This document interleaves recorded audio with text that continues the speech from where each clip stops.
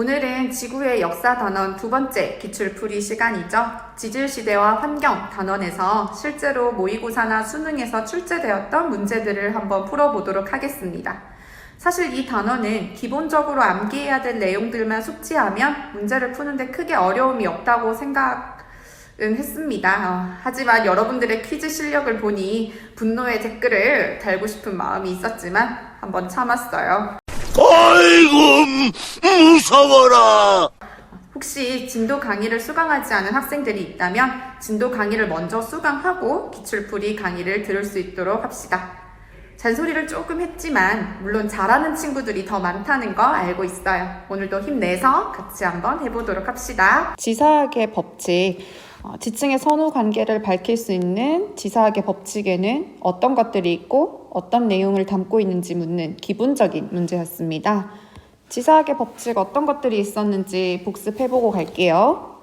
첫 번째로 수평태적의 법칙 어떤 거였죠? 네, 지층은 수평면과 나란하게 쌓인다. 따라서 어떤 지층이 휘어져 있거나 경사가 져 있다면 지각 변동이 일어났다는 걸 알 수 있다 했죠. 그다음 지층 누중의 법칙. 역전이 없다면 지층은 아래에서 위쪽으로 순서대로 쌓인다. 즉 위쪽에 있는 지층일수록 더 최근에 쌓인 지층이라는 걸 알 수 있다라는 거였죠. 동물군 천이의 법칙 어떤 거였어요? 지층에 있는 화석의 변화로 우리가 지층의 생성 순서를 추정할 수 있다라고 했죠. 새로운 지층일수록 더 진화된 생물이 있다라는 걸 알 수 있었습니다. 자, 부정합의 법칙은 어떤 거였어요? 부정한 면을 사이로 아래 위로 있는 두 지층 사이에는 큰 시간적 간격이 있다는 걸 알려준다라고 했죠. 자, 마지막으로 관입의 법칙. 어떤 지층에 마그마가 뚫고 들어와서 관입암이 되었을 때 이 관입암은 관입을 당한 암석, 즉 기존 암석보다 더 나중에 생성된다라는 걸 말해준다고 했죠. 즉 관입을 당한 기존 암석이 더 먼저 생성된 것이다 라는 걸 알려주는 거다. 자, 문제 보도록 하겠습니다. 보기 한번 볼게요. 이 지사학의 법칙을 옳게 말한 학생만 고르라고 했습니다. 학생 A, 기역은 지층 누중의 법칙이야. 기역, 먼저 쌓인 지층이 나중에 쌓인 지층보다 아래에 위치한다. 지층 누중의 법칙에 대한 설명 맞죠? 자, 니은의 관입당한 암석, 니은이 뭐였어요? 관입의 법칙을 설명하는 빈칸이었네요. 관입당한 암석이 관입암보다 먼저 생성되었다를 넣을 수 있어. 맞는 말이죠? C. 지사학의 법칙을 통해 지층의 절대 연령을 구할 수 있다. 맞나요? 아니죠. 우리가 이런 지사학의 법칙을 통해서는 지층의 절대 연령이 아니라 상대 연령을 알아볼 수 있습니다. 상대 연령이라는 건 어떤 지층이 있을 때 이 지층 간의 선후 관계, 즉 어떤 지층이 먼저 생성되었고 어떤 지층이 나중에 생성되었느냐를 상대적으로 파악할 수 있는 거다라고 했죠. 뒤에 나오겠지만 절대 연령은 뭐를 통해서 파악하죠? 방사성 동위원소의 반감기를 통해서 파악한다라고 했습니다. 그래서 정답은 3번이죠. 그림 가와 나는 서로 다른 두 지역의 지질 단면도를 나타낸 것이다 라고 했네요. 자, 이런 지질 단면도를 보면 우리는 지층의 생성 순서를 알 수 있습니다. 어떻게 알 수 있을까요? 그렇죠. 우리가 아까 첫 번째 문제에서 정리했던 지사학의 법칙을 적용해서 생성 순서를 파악할 수 있습니다. 가지층의 생성 순서는 어떻게 되나요? 가장 먼저 누가 형성됐어요? 그렇죠. 이 암석이 가장 먼저 형성됐다라는 걸 알 수 있습니다. 보면 편마암이네요. 편마암. 그 다음 이 편마암을 뚫고 들어온 그렇죠. 화강암이 형성됐겠죠. 그리고 그 위에 있는 이암층이 형성이 됐을 것입니다. 자, 지금 화강암은 이 편마암층을 뚫고 지나오는 형태로 형성돼 있죠? 그렇죠. 관입이 일어난 거예요. 화강암과 이암 사이에는 어떤 지층 변동이 있었나요? 그렇죠. 부정암입니다. 어떻게 알 수 있죠? 이거 뭐예요?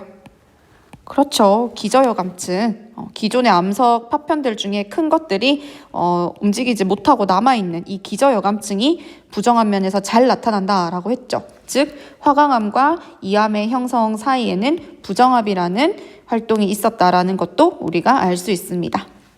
나의 지층 생성 순서 얘기해 볼까요? 그렇죠. 가장 먼저 이암이 아니고 사암.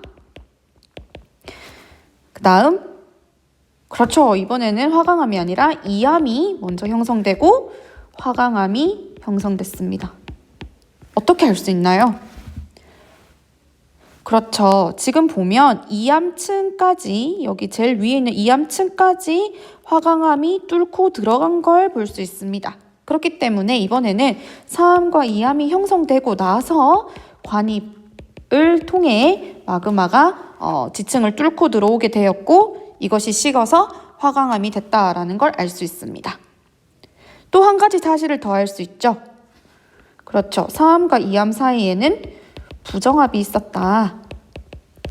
지금 이 경계면을 보면 기존에 있던 사암의 부스러기들이 기저여감층으로 남아있는 걸 볼 수 있죠. 즉 사암과 이암 사이에 부정압이 있었고 이 두 지층 사이에는 긴 시간적 간격이 있다라는 걸 우리가 문제를 통해 알 수 있었습니다. 이렇게 먼저 문제를 풀 때, 특히 시험을 치는 상황이 아니라 공부를 할 때는 자료 분석을 먼저 하고요. 문제를 푸는 것이 중요합니다. 앞으로 계속 기출풀이를 할 테니까 여러분들 이런 방식으로 공부를 하면서 기출을 한번 풀어보면 도움이 많이 될 거예요. 다시 문제로 돌아갈게요. 자, 이제 보기 보겠습니다. 옳은 것을 고르라고 했습니다. 기억. 가에서 편마암은 화강암보다 먼저 생성되었다. 우리 생성 순서 살펴봤죠? 맞습니다. 나의 화강암에서는 사암과 이암이 포획암으로 나타난다. 맞습니까? 네, 맞아요. 자, 나에서는요, 관입이 가장 늦게 일어났죠. 즉, 사암과 이암이 먼저 형성되고 나서 관입으로 화강암이 형성됐습니다. 지난 시간, 지난번 기출 풀을 때 선생님이 얘기했는데 포획암은 어떻게 형성됐나요? 마그마가 관입할 때 주변에 있는 암석 파편들을 포함하면서 만들어지는 것이 포획암이라고 했죠. 그럼 이 포획암으로 만들어진 암석들은 마그마로 만들어진 그 관입암보다 그렇죠. 먼저 생성돼야 된다라고 했습니다. 따라서 나의 생성 순서를 우리가 다시 보면 이 화강암이 생기기 전에 사암과 이암이 생겼기 때문에 얘네가 충분히 포획암으로 나타날 수 있다. 그림에서도 사실 단서를 주고 있습니다. 나 그림을 보면 여기 이 관입된 화강암에 사암과 이암이 포획되어 있다. 잡혀 있다는 걸 우리가 볼 수 있죠. 자, 이렇게 단서를 문제에서 다 주기 때문에 우리가 문제를 잘 분석해야 된다. 특히 문제에서 주는 자료를 잘 봐야 된다라는 겁니다. 디귿 볼게요. 가와 나에서는 모두 난정압이 나타난다. 정답인가요? 아닙니다. 자, 난정압 어떤 거였어요? 난정압.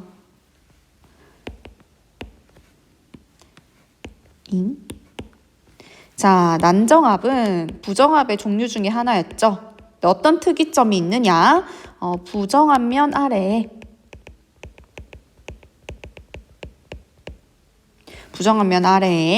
변성압 또는 그렇죠. 심성압이 나타나는 부정압을 우리가 난정압이라 한다라고 했습니다.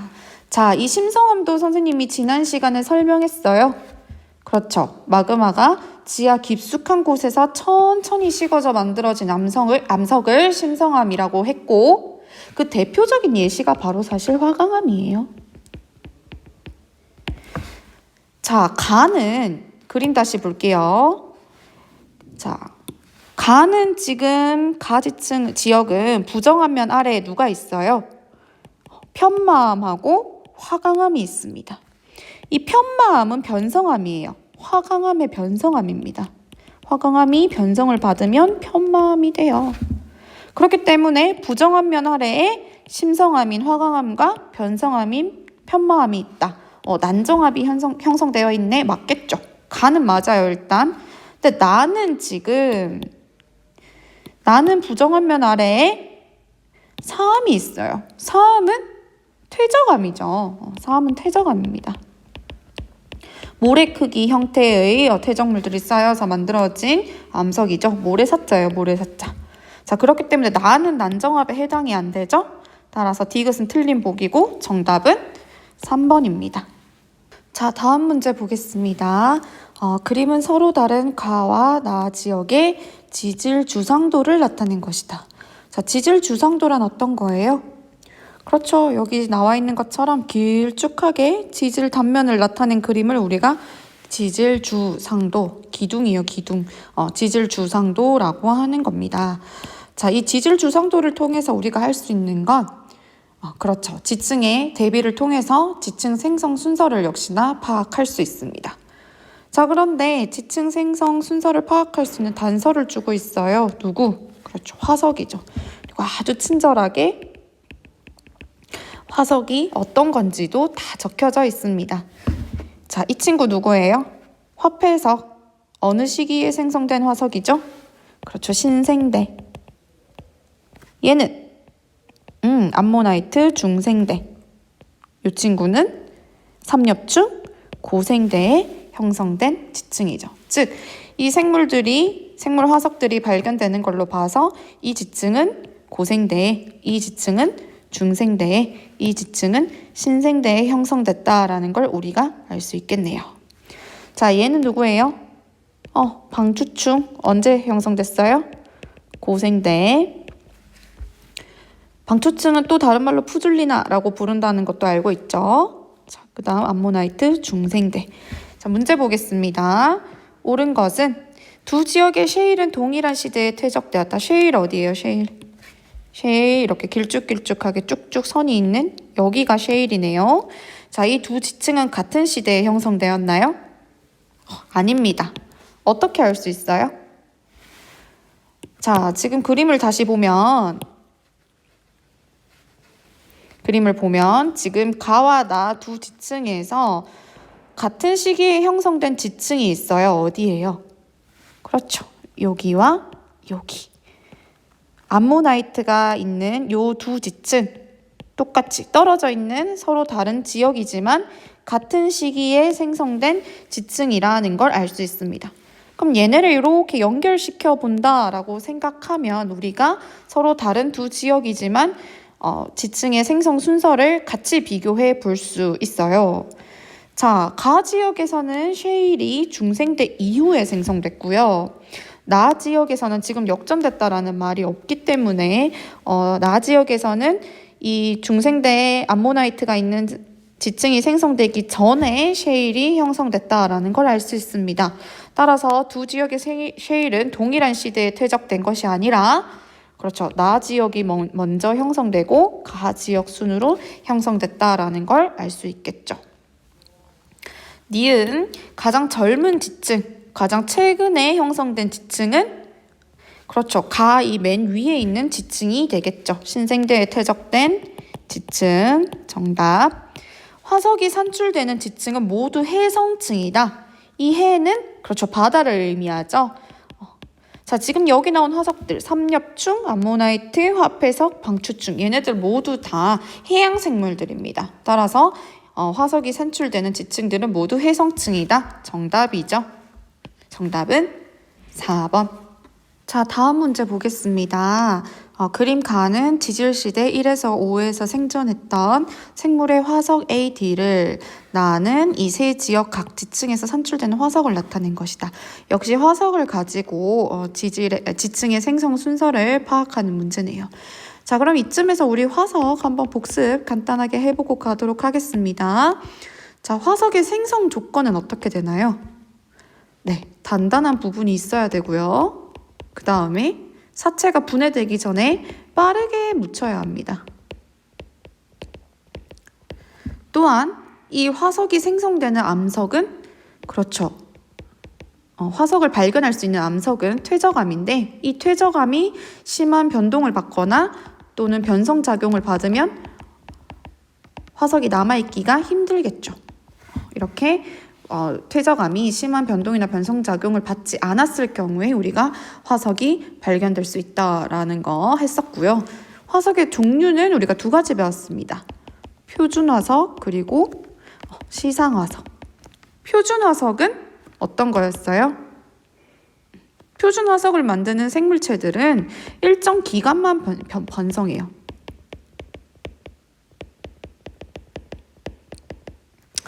즉, 어떤 특정한 시대에만 사는 생물들이기 때문에 이 화석이 나왔을 때 이 지층이 어떤 시대에 생성됐는지를 알려주는 지표가 되죠. 즉, 시대를 파악하는 데 필요합니다. 따라서 표준화석을 구성하는 생물들의 특징은 생존 기간이 짧고요.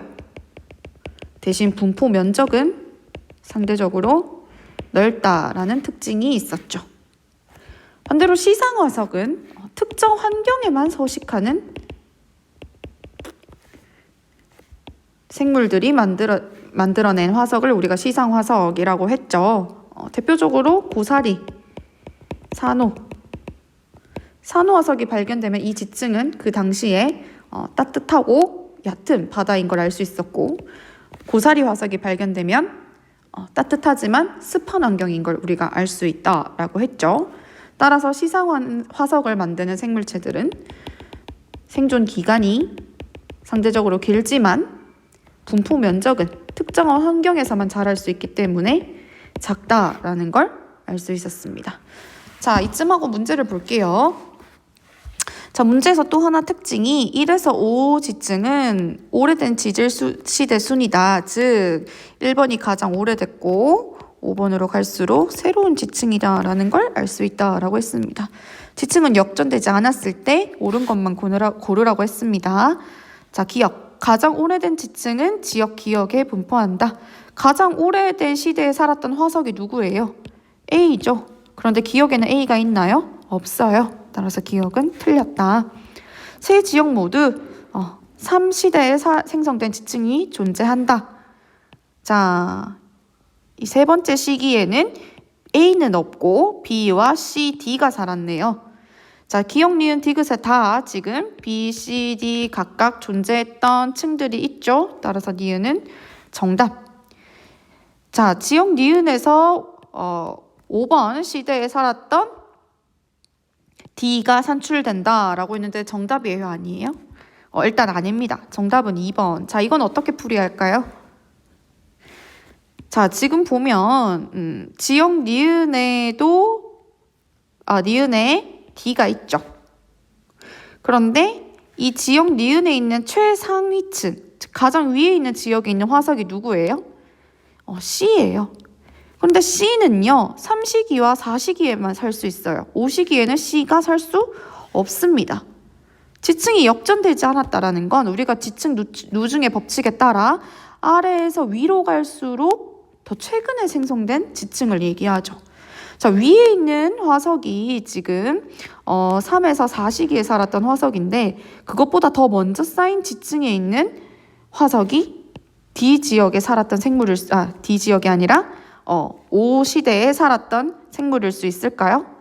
없겠죠. 따라서 이 지역 니은에서 발견되는 D 화석은 4시대 이하에 살았던 3시대나 4시대에 살았던 화석인 걸 우리가 알 수 있습니다. 따라서 정답은 니은만 맞겠네요. 자, 다음 문제 보겠습니다. 어느 지역의 지질 단면도와 산출되는 화석이 주어져 있습니다. 이 지질 단면도를 통해서 우리가 파악해야 되는 건 역시 그렇죠. 지층의 생성 순서입니다. 즉, 이 여러 개의 지층들이 상대적으로 누가 먼저 생성됐고 나중에 생성됐는지 지층의 상대 연령을 파악할 수 있는가라는 문제죠. 잘 나오는 문제 중에 하나입니다. 자, 그럼 이 지역의 생성 순서 먼저 봐야겠죠. 지금 역전됐다라는 어떤 지표나 말이 없기 때문에 지층 누중의 법칙에 따라서 가장 아래쪽에 있는 지층이 먼저 형성된 것일 겁니다. 누구예요?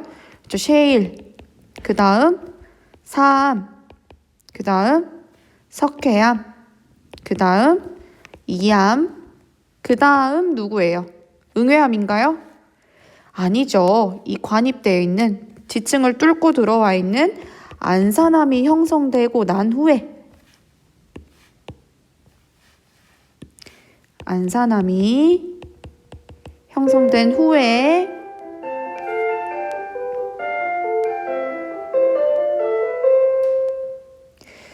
자, 안산암이 형성되고 난 후에 응회암이 형성됐다라는 걸 알 수 있습니다. 즉, 관입이 어디예요? 관입이 어디에서 일어났을까요? 그렇죠. 여기가 아니라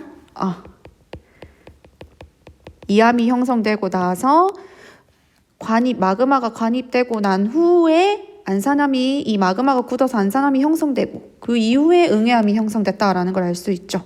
어떻게 알 수 있나요? 지금 여기 응회암층을 보면 안산암이 뚫고 들어오지 못했죠.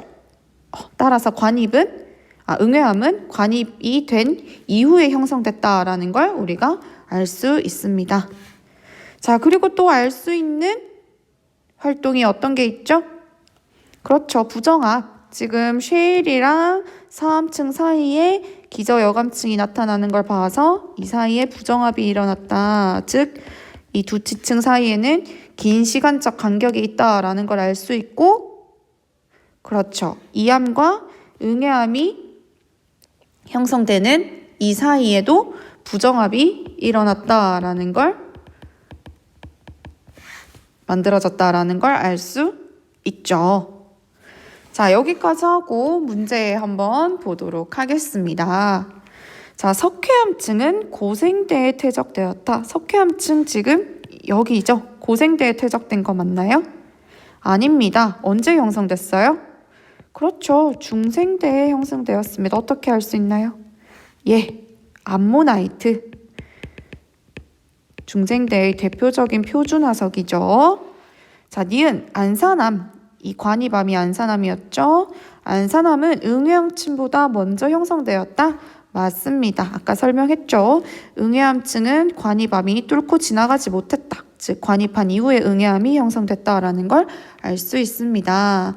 관입의 법칙이었죠. 관입당한 암석은 먼저 생성된 것이다. 근데 얘는 관입되지 않았기 때문에 나중에 생성됐다라는 걸 알 수 있습니다. 디귿, 쉐일층과 사암층 사이에는 퇴적이 중단된 시기가 있었다. 맞나요? 네, 맞아요. 무엇을 통해서 할 수 있죠? 퇴적이 중단됐다는 건 이 두 지층 사이의 시간적 간격이 크다라는 얘기인데 그걸 알려주는 건 바로 부정합이었죠. 부정합 면이 형성되어 있는 걸 보고 우리가 알 수 있었다라는 겁니다. 정답은 5번.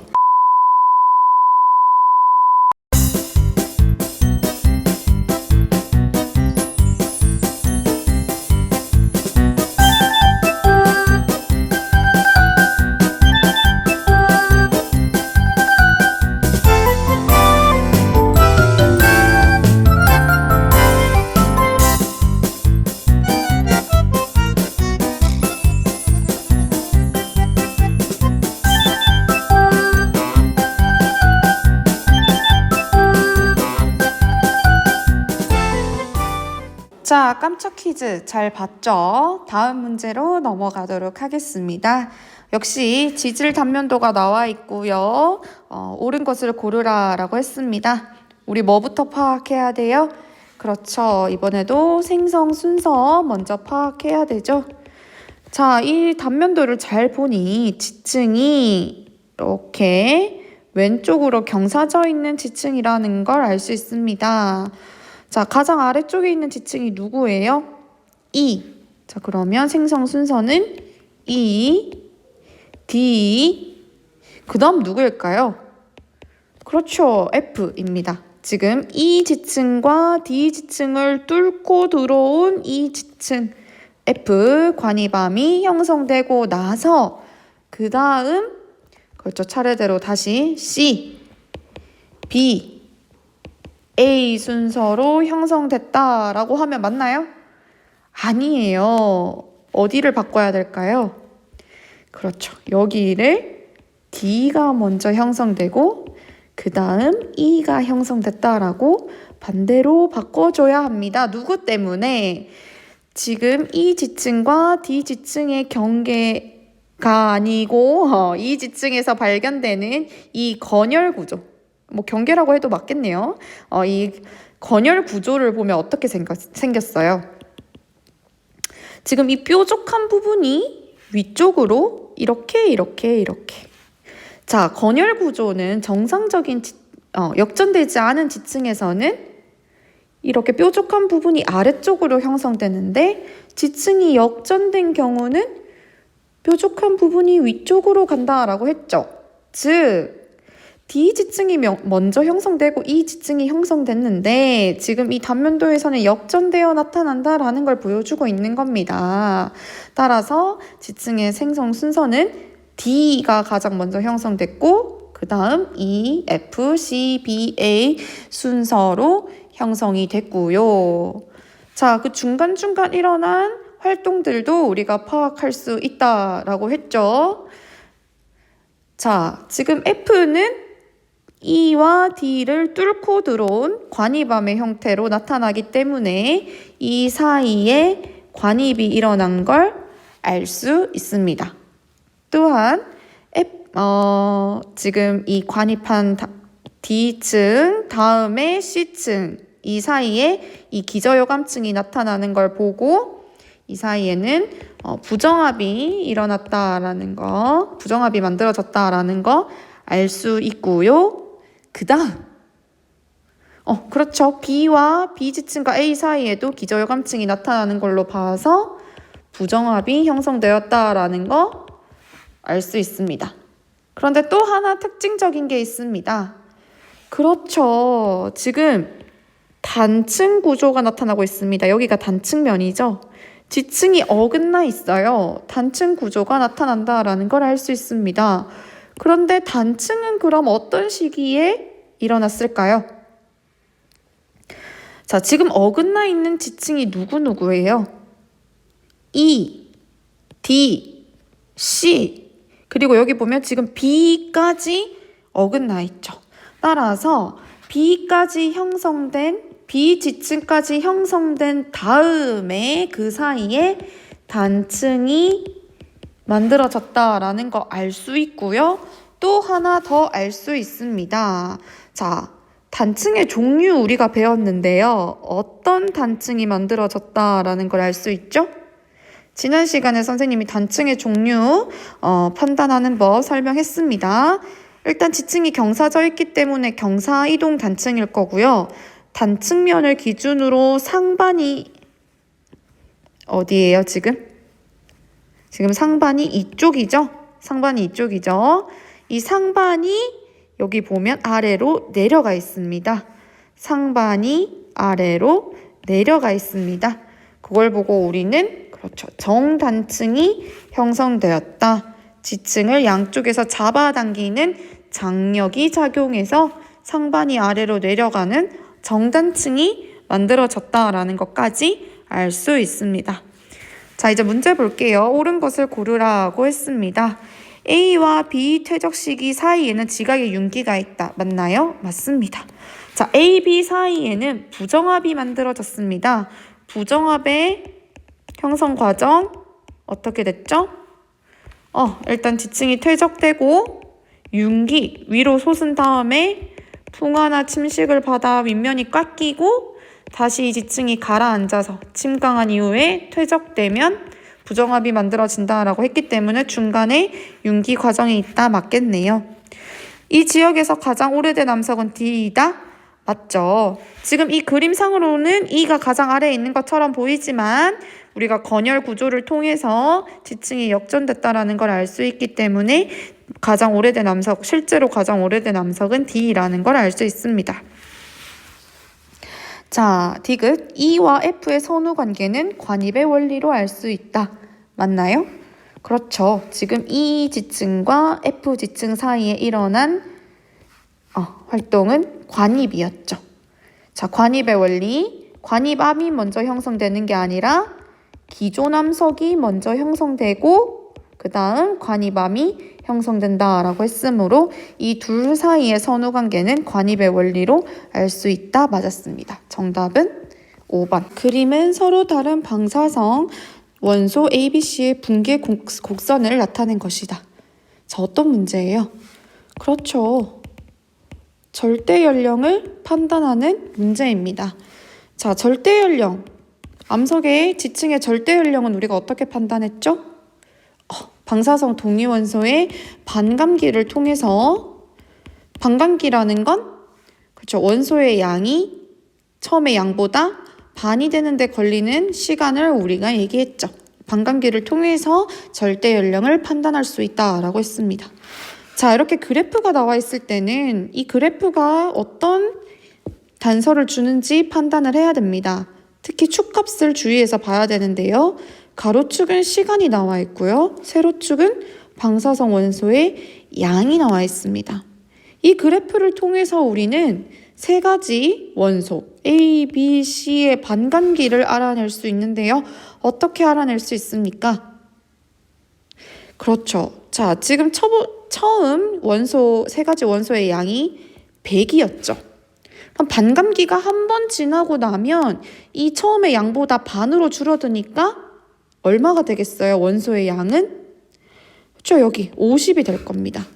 그러면 이 원소의 양이 50, 반까지 되는데 걸리는 시간이 각각 뭐예요? 시간이 반감기가 되겠죠. A는 0.5억 년, B는 1억 년, C는 2억 년이 되겠네요. 이렇게 판단하는 겁니다. 그래프를 보고. 자, A의 반감기 0.5억 년, B의 반감기 1억 년, C의 반감기 2억 년. 자, 그럼 이제 문제 보겠습니다. 옳은 것을 골라야 합니다. 반감기는 C가 A의 3배이다. 맞나요? 아니죠. C는 2억 년이고 A는 0.5억 년이니까 3배가 아니라 4배입니다. 니은 A가 2번의 반감기를 지나는데 걸리는 시간은 1억 년이다. 맞나요? 맞아요. 어떻게 구할 수 있어요? 일단 우리는 지금 반감기, A의 반감기가 0.5억 년인 걸 알기 때문에 이게 2번 지나면 1억 년이라는 시간이 지난 걸 알 수 있겠죠. 자, 그럼 여기서 문제. 그러면 이 A가 2번의 반감기를 거치고 난 후에 원소의 양은 얼마일까요? 몇 %일까요? 그렇죠. 25%입니다. 자, 처음에 양이 100이었는데 이것도 판단할 수 있어야 돼요. 자, 처음에 양이 100이었는데 반감기 한 번 지나면 반으로 줄어듭니다. 50%가 되죠. 반감기 2번 지나요. 0.5억 년 흐르고 또 0.5억 년 흐르면 이 50%에 남아있던 양의 또 반이 되니까 25%가 되겠죠. 그래서 우리는 물론 반감기를 미리 구해놨기 때문에 이렇게 할 필요는 없지만 이 그래프상에서 25%인 지점을 찍어서 흘러간 시간을 판단할 수도 1억 년이니까 여기가 되겠네요. 판단할 수도 있다라는 겁니다. 참고로 알아두세요. 자, 디귿. 암석에 포함된 B의 양이 처음에 8분의 1로 감소하는데 걸리는 시간은 3억 년이다. 맞나요? 맞아요. 자, 8분의 1로 감소했다라는 게 무슨 말이에요? 반감기가 3번 지났다라는 거예요. 왜? 처음에 2분의 1 감소하고 또 2분의 1 감소하고 또 2분의 1 감소하면 총 8분의 1만큼 감소하게 되잖아요. 그러니까 반감기가 3번 지나갔다는 얘기고 B의 반감기는 1억 년이었으니까 총 걸리는 시간은 3억 년이 되겠네요. 따라서 정답은 4번. 보겠습니다. 지질 단면도와 방사성 원소 붕괴 곡선을 함께 주고 있어요. 즉 절대 연령과 상대 연령의 개념을 같이 적용해서 문제를 풀어보라 라는 얘기입니다. 가의 지질 단면도를 통해서 우리는 지층의 생성 순서 먼저 파악해야겠죠? 가장 먼저 아래쪽에 있는 E, 그 다음 A, B, C, 그렇죠. D 마지막으로 F. 이번에는 관이밤이 가장 나중에 형성됐습니다. 어떻게 알 수 있을까요? 자, 지금 보면 E, A, B, C, D, 얘네는 다 지층이 이렇게 휘어 있죠. 즉, 그렇죠. 습곡작용을 받았다라는 걸 알 수 있습니다. 그러니까 D 지층까지 형성된 이후에 습곡이 일어났다라는 걸 알 수 있고요. 그 다음에 또 하나 더. 그렇죠. 단층. 지금 이 단층면을 기준으로 상반이 아래로 내려가 있는 정단층 형성되어 있죠. 근데 지금 F는 끊어져 있어요? 안 끊어져 있어요? F는 습곡되어 있지도 않고 단층의 영향을 받지도 않았습니다. 즉 D 지층이 일어난 후에 습곡도 일어나고 단층도 만들어지고 그 다음에 관입을 통해서 이 F가 만들어졌다라는 걸 우리가 알 수 있겠죠. 자, 나 그래프를 통해서는 뭘 알 수 있나요? 나 그래프를 통해서는 우리가 방사성 원소 X의 그렇죠. 반감기를 알 수 있습니다. 자, 반감기는 처음 원소 양의 2분의 1, 즉 반이 되는 그 지점까지의 시간이 반감기죠. 그럼 지금 원소 X의 반감기는 1억 년이라는 걸 우리가 나에 제시된 그래프를 통해서 알 수 있습니다. 문제를 다시 보면 가에 있는 화성암 E와 F에 포함된 원소 X의 양이 각각 처음 양의 4분의 1과 2분의 1만 남아있었다라고 제시해줬어요. 무슨 말이에요? E에는 처음 원소보다 X의 양이 4분의 1로 줄어 있었고 F에서는 2분의 1로 줄어 있었다라는 건 E는 처음 X 양의 4분의 1만 남아있었다. 즉 반감기가 몇 번 지났다라는 얘기예요. 2번 지났다라는 걸 알려준 거예요. F는요. 처음 양의 2분의 1만 남아있었다라는 건 반감기가 한 번 지났다라는 걸 얘기해주고 있네요. 앞에서 충분하게 설명했죠. 자, 여기까지 하고 문제 한번 보겠습니다. 옳은 것만 고르라 라고 했어요. 기억, 단층은 습곡 생성 이후 만들어졌다. 맞나요? 맞습니다. 자, 이렇게 휘어져 있는 상태에서 단층이 만들어지려면 먼저 습곡이 일어나고 단층이 만들어져서 지층이 끊어져야겠죠. 단층이 먼저 일어나고 나서, 즉 지층이 끊어진 이후에 이렇게 습곡작용이 만들어진다면 이렇게 똑같이 연결된 형태로 습곡이 만들어지기는 어렵겠죠. 따라서 기억은 정답이고요. 니은 암석 A는 신생대에 생성되었다. 맞나요? 아닙니다. 어떻게 알 수 있죠? 자, 아까 지층의 생성 순서를 우리가 판단했었는데요. 다시 한번 보면 E가 가장 먼저 형성되고 그 다음 A, B, C, D, F 순으로 형성이 됐습니다. 자, 그런데 우리는 이 반감기를 활용해서 가장 먼저 형성된 E가 반감기가 2번 지났기 때문에 약 2억 년 전쯤에 형성됐다라는 걸 알 수 있고 F는 반감기가 한 번 지났기 때문에 1억 년 정도의 나이를 가진다. 즉 1억 년 전에 생성되었다 정도를 추정할 수 있겠죠. 그럼 이 사이에 있는 A, B, C, D 지층들도 2억 년 전에서 1억 년 전 사이에 생성이 되었다라는 걸 우리가 추론할 수 있습니다. 자, 그런데 신생대는 우리가 언제부터를 신생대로 구분하나요? 자, 고생대는 약 5억 4천만 년 전부터 우리가 고생대라고 하죠. 중생대는 약 2억 5천만 년 전부터 시기를 우리가 중생대라고 하고 신생대는 그렇죠. 6,600만 년 전부터의 시기를 우리가 신생대라고 합니다. 그런데 지금 이 가 지역의 지층을 보면 가장 먼저 생성된 지층이 약 2억 년 전에 생성됐고 가장 최근에 생성된 지층도 1억 년 전에 생성됐기 때문에 이 사이에 있는 지층들이 6,600만 년 전에 만들어졌다라고 말할 수는 없겠죠. 따라서 신생대에 생성된 게 아니라 언제 생성됐다고 할 수 있을까요?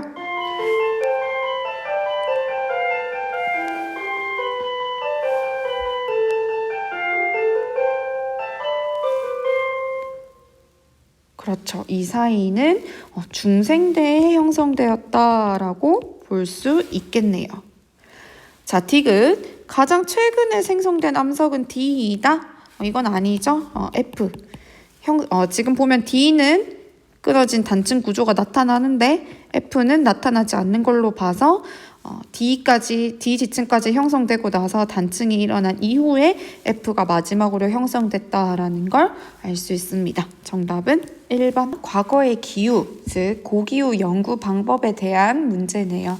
우리 수능 특강과 교과서에서 나온 방법들을 종합적으로 한번 정리해 보도록 하겠습니다. 자, 먼저 화석 연구. 화석 연구는 어떻게 이루어졌죠? 자, 산호 또는 유공충 화석을 이용한다라고 했습니다. 자, 유공충 화석 같은 경우는 이 껍데기에 있는 산소 동위원소비를 분석해서 기후를 추측할 수 있다라고 했고요. 산호 같은 경우는 수심이 얕고 따뜻한 바다에서 살기 때문에 이 산호 화석을 통해서 또 과거의 기후를 추정할 수 있고, 또 어떤 게 있었죠? 그렇죠. 산호 같은 경우는 성장선이 만들어지는데 1년에 하나씩 만들어지기 때문에 이 성장선의 개수를 통해서도 과거의 기후를 추론해 볼 수 있다라고 했습니다. 자, 그 다음 퇴적물 연구. 퇴적물에 들어있는 우리가 꽃가루를 분석해서 그 당시의 기후를 추정할 수 있다라고 했고요. 자, 잘 나오는 것 중에 우리 나이테 연구 있었습니다. 나이테 연구는 어떻게 하느냐? 나이테의 폭을 분석을 해요. 나이테 사이의 폭이 넓은 경우는 나무가 잘 자랐다라는 얘기죠. 나무의 성장이 잘 되었다라는 얘기는 그만큼 기온이 따뜻하고 강수량이 많은 시기였다라는 얘기고, 나이테의 폭이 서로 좁게 나타나는 경우는 반대로 성장이 더뎠다. 즉, 그 당시에 기온이 낮고 강수량도 낮았다라는 걸 알 수 있다라고 했습니다. 자, 그 다음에 교과서에 이제 석순을 가지고 연구하는 방법도 소개되고 있는데요. 두 가지로 해볼 수 있어요. 석순은 석순에 있는 탄소 동위원소비를 조사해서 석순의 생성 시기를 통해 과거의 어떤 기후를 추측해 볼 수도 있고, 마찬가지로 산소 동위원소비를 탄소 동위원소비를 이용해서 산호의 생성 시기를 추론하기도 하고요. 산소 동위원소비를 이용해서 기온을 추정하기도 합니다. 자, 그 다음에 가장 잘 나오는 건 바로 빙하 코어 연구였죠. 자, 그림 가에 있는 것처럼 이 빙하층을 기둥 모양으로 탁 뚫은 거를 빙하 시추 코어라고 하는데, 빙하 코어 연구는 어떻게 하느냐? 이 빙하 얼음 사이에 있는 기포, 즉 공기 방울을 분석을 합니다. 그럼 이 공기 방울은 빙하가 형성될 당시의 공기 방울이겠죠. 따라서 생성 당시의 대기 조성을 알아볼 수도 있고요. 그 다음에 역시나 이 기포에 들어있는 산소 동위원소비를 통해서 그 당시의 기온을 추정할 수 있습니다. 이 부분이 헷갈리는, 잘 기억이 안 나는 친구들은 수능 특강 16강 43분부터 보면 이 산소 동위원소비를 가지고 기온을 알아내는 방법을 설명하고 있습니다. 잘 모르겠다 하는 친구들은 찾아서 복습을 하시고요. 이 다음 문제가 관련된 문제이기 때문에 선생님은 이 다음 문제를 해석할 때 정리하도록 하겠습니다. 일단 이 문제는 여기까지 하고 문제를 볼게요. 자, 기억 보겠습니다. 옳은 것만 고르라고 했습니다. 가는 뭐예요? 빙하의 시추 코어 기포를 분석하여 과거의 대기 조성을 알 수 있다. 맞죠? 이 빙하 사이사이에 들어있는 기포, 공기방울들은 빙하가 형성될 당시의 공기를 포함하고 있기 때문에 지금이 아닌 과거 대기의 조성을 알려준다라고 했습니다. 자, 니은 나는 나무의 나이테죠. 조밀한 시기는 온난 다습한 기후다? 아니죠. 조밀하다, 즉 폭이 좁다라는 얘기는 나무의 성장이 더뎠음을 의미하니까 기온이 낮은 시기였다라는 걸 알 수 있습니다. 비도 잘 안 왔겠죠. 날씨가 따뜻하고 비가 와야 나무가 잘 자랄 수 있기 때문에. 자, 디귿. 다는 산호화석이죠. 산호화석은 정말 자주 나오죠. 산호는 수심이 얕고 따뜻한 바다에서 살 수 있는 생물입니다. 따라서 산호가 발견된다면 차갑고 깊은 바다 아니죠. 얕고 따뜻한 바다임을 알 수 있습니다. 정답은 기억 1번이네요. 해양 퇴적물 속의 생물 화석을 이용하여 과거의 기후를 조사하는 방법을 나타낸 것이다 라고 되어 있습니다. 자, 유공충이 나왔네요. 유공충은 석회질, 탄산칼슘의 각질, 껍데기예요. 껍데기를 가지고 있으며 성장하면서 새로운 껍데기를 만든다. 그런데 이 석회질 각질을 구성하는 이 산소는 두 가지 종류예요. 16O 그리고 18O. 이런 원소들을 우리가 뭐라고 부르죠? 그렇죠. 동위원소라고 불렀습니다. 이 산소 동위원소 비를 가지고요. 우리는 그 당시의 기온을 추정해 볼 수 있어요. 어떻게 하나요? 자, 복습해 봅시다.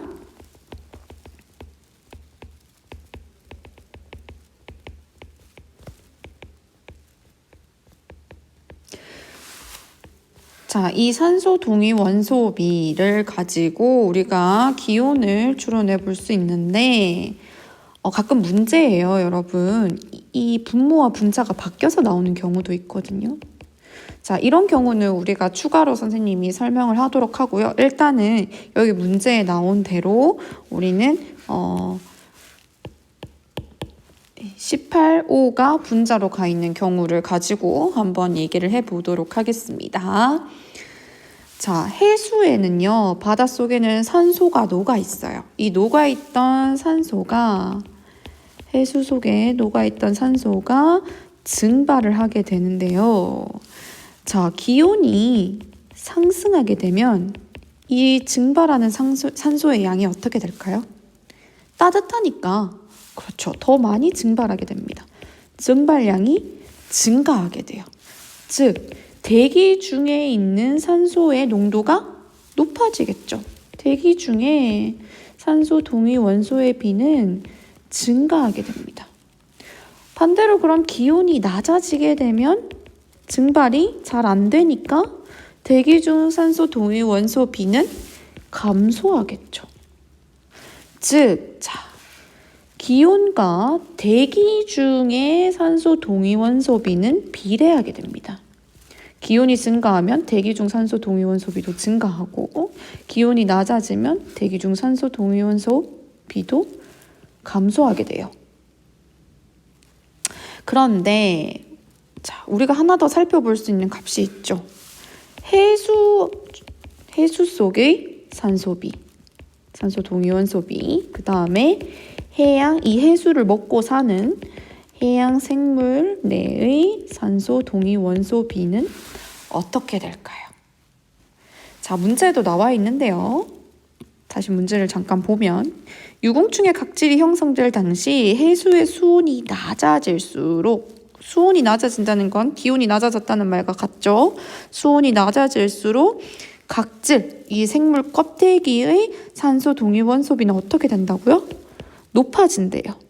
하나는 낮아지고 하나는 높아지는 이런 관계를, 하나가 낮아지면 하나가 높아지고 하나가 높아지면 하나가 낮아지는 이런 관계를 우리는 반비례 관계라고 하죠.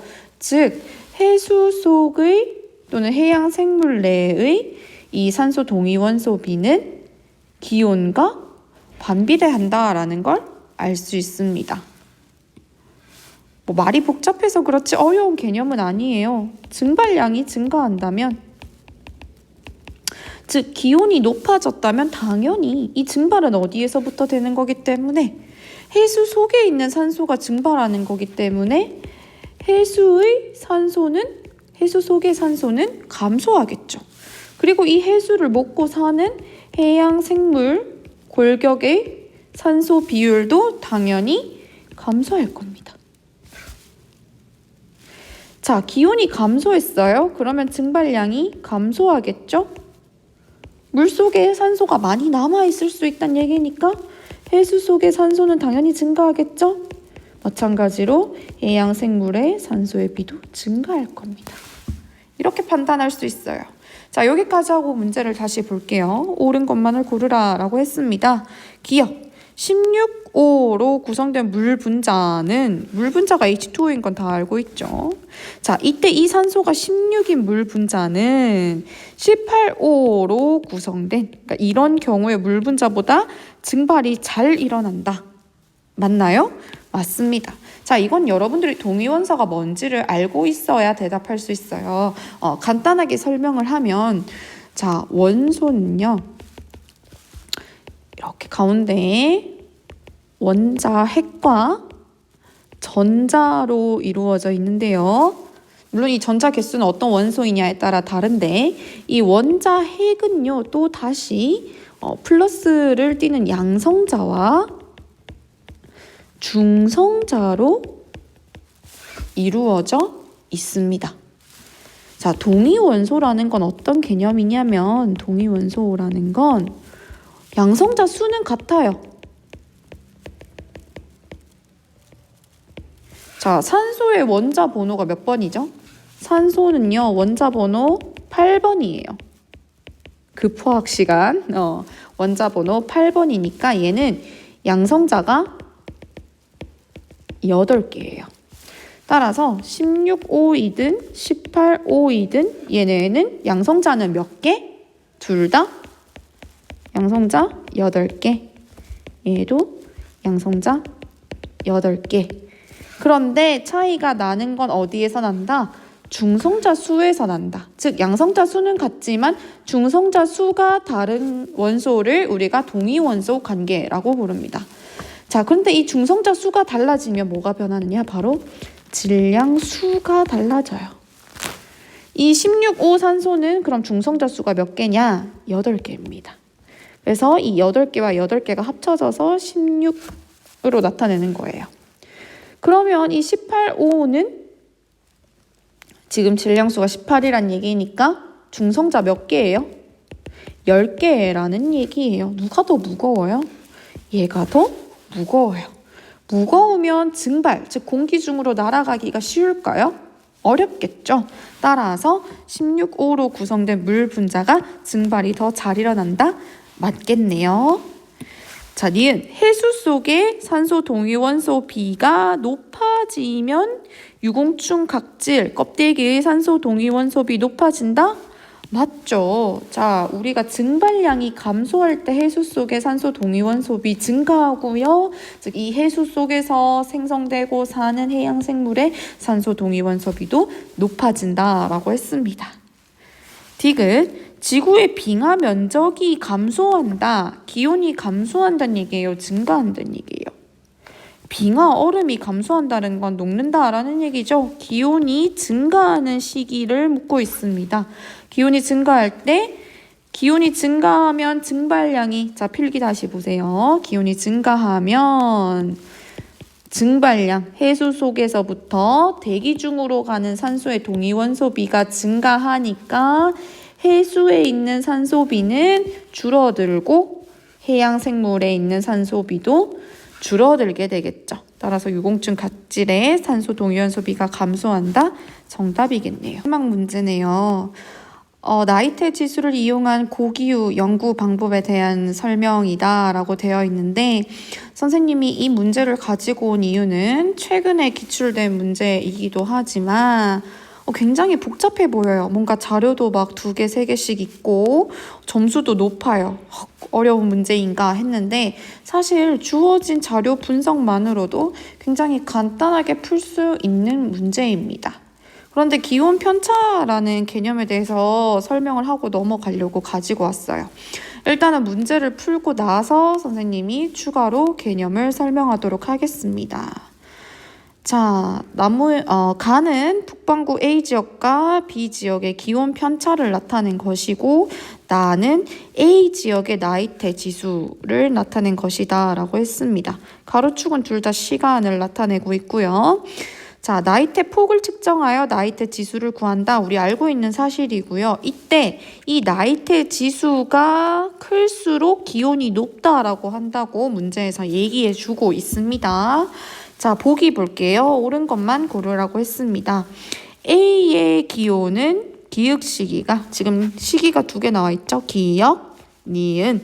기역 시기가 니은 시기보다 기온이 낮다라고 했는데 어떻게 판단할 수 있나요? 자, 나이테 지수와 기온의 관계를 주고 있기 때문에 이 나 그래프를 통해서 우리는 A에서 기역 시기와 니은 시기의 기온을 비교해 볼 수 있겠죠. 이렇게 쭉 내려서 보면 기역과 니은 시기, 지금 언제가 나이테 지수가 더 높아요? 니은이 나이테 지수가 더 기역보다 높죠. 크죠. 그렇기 때문에 기온이 높다라는 걸 알 수 있습니다. 기역이 낮다라고 했으니까 맞겠네요. 자, 니은. 기온 편차의 최대값과 최소값의 차는 A가 B보다 작다. 기온 편차는 지금 가 그래프에서 나타나고 있죠. 자, 최대값과 최소값의 차이는 우리 그래프에서 구할 수 있는데 어떻게 구할까요? 자, A 먼저 해볼까요? 지금 A 그래프에서 기온 편차의 최소값은 여기죠. 여기가 최소값이에요. 최대값은 어디예요? 여기 가장 높은 곳에서 피크를 찍고 있는 여기가 기온 편차 값의 최대값이죠. 여기가 최대값, 여기가 최소값. 자, 보기에서 이 최대값과 최소값의 차를 이용하라고 했으니까 이만큼이 A의 기온 편차에서의 최대값과 최소값의 차이예요. B는 어떻게 될까요? 최대값이 어디예요? 최대값. B의 최대값은 여기. B의 최소값은 어디인가요? B의 최소값 여기네요. B의 최소값 여기. 이 차이는 이만큼의 간격이 되겠죠. 지금 A, B의 각각의 최대값과 최소값을 비교할 필요는 없어요. A 내에서 최대값과 최소값의 차이, 이 간격과 B에서 최대값과 최소값의 차이, 이 간격을 비교하라는 얘기예요. 니은은. 누가 더 크고 작아요? A가 B보다 훨씬 더 간격이 작은 게 아니라 크죠. 따라서 니은은 틀렸다. 자, 디귿 볼게요. 기역 시기의 나이테 지수와 니은 시기의 나이테 지수의 차는 B가 A보다 작을 것이다. 자, 나이테 지수는 결국 누구를 알려주는 거예요? 기온이죠. 나이테 지수가 클수록 기온이 높고 나이테 지수가 낮을수록 기온이 낮다라고 했기 때문에, 따라서 디귿은 결국 기온의 차이를 보면 됩니다. 그쵸? 자, 그럼 기온의 차이를 어떻게 볼 수 있을까? 지금 디귿 보기에서 기역 시기와 니은 시기의 나이테 지수의 차를 묻고 있는데, 지금 나 그래프는 A 지역의 나이테 지수만 나와 있죠. 따라서 B 지역의 나이테 지수의 차를 우리가 A랑 비교를 하려면 결국 나이테 지수가 기온을 의미한다라는 걸, 따라서 나이테 지수의 차이가 기온의 차이로 같이 볼 수 있다라는 걸 알고 기온의 차이로 분석을 해야 됩니다. 자, 기역 시기를 보면 지금 A는 기온이 이쯤 찍히고요. B는 이쯤이죠. 자, 니은 시기에 B의 온도는 A를 먼저 볼까요? A는 지금 여기. 즉 기억 A 시기와 니은 A 시기의 기온 차이는 이만큼 차이가 나요. 근데 B 시기는요, 지금 보면 기억 시기나 지금 니은 시기나 B가 점선이니까 니은 시기나 지금 기온 차이가 그렇게 크지 않아요. B는 한 이 정도 차이가 나고 이만큼 나고 지금 A는 A 지역은 이만큼 나고 있죠. 따라서 기온 차이가 더 큰 게 어디예요? A가 기온 차이가 더 커요. 두 시기에. 따라서 나이트 지수의 차이도 A가 더 크겠죠. 디귿 보기에서는 B가 A보다 작을 것이다 라고 했으니까 맞겠네요. 따라서 정답은 5번입니다. 자, 기온 편차가 뭔지 잘 몰라도요. 기온처럼 생각을 해서 이 두 문제를 자료 분석만으로도 풀 수 있습니다. 근데 어차피 나온 개념이니까 선생님이 기온 편차에 대해서 한번 설명을 하고 넘어갈게요.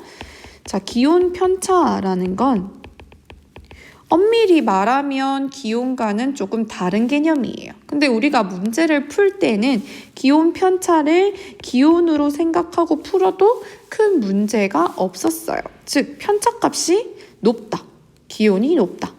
기온 편차값이 낮다. 기온이 낮다라고 생각하고 풀어도 큰 문제가 없었단 말이죠. 자, 왜 그런가 하면 기온 편차라는 건 편차는 여러분 차이예요. 차이.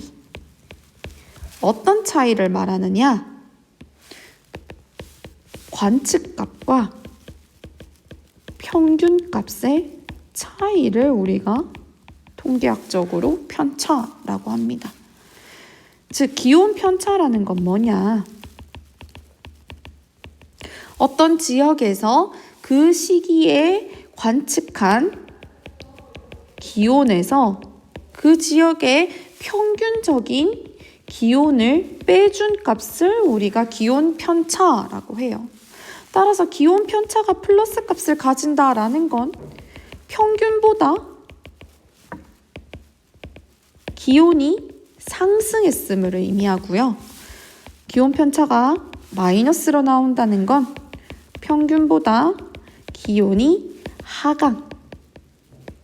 하강했음을 의미합니다. 이렇게 세밀한 차이는 있지만 우리가 문제를 푸는 데는 기온으로 생각하고 풀어도 문제가 없었다는 겁니다. 오늘은 이렇게 지질시대와 환경단원에서 실제 모의고사나 수능에서 나왔던 문제들을 풀어보았는데요. 우리가 오프라인 계약을 하고 나서도 추가로 제공되는 문제들에 대해서는 이렇게 영상을 통해서 해설 강의를 제공할 예정입니다. 따라서 여러분들이 스스로 문제를 풀어보고 강의를 듣고 복습하는 습관을 들이는 게 중요한데요. 틀렸던 문제들이나 또 잘 모르겠는 개념들은 꼭 다시 한 번 더 확인하시고 복습하면서 공부에 도움을 받기 바랍니다. 오늘도 고생 많았고요. 다음 시간에 다시 만나요.